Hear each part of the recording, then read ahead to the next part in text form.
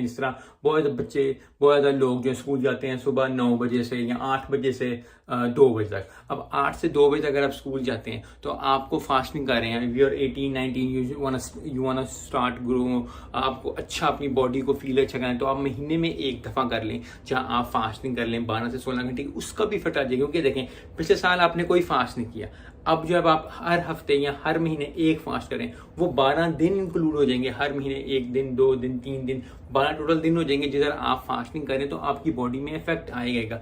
क्योंकि फिटनेस की जो चीज़ है ना वो यही है कि आहिस्ता आहिस्ता चीज़ होती है। अगर हर बंदा एक फास्ट करके जो है वो उसके डब्बे आ जाते और वो चीज़ें बन जाती और ऐसे बॉडी बन जाती तो भाई सारी दुनिया जो है वो शर्टलेस फेरी होती, सारी दुनिया जो है वो 6 पैक्स है, वो जो हर लड़का हर लड़की के जो है वो क्लियर बॉडी होती। क्यों नहीं है?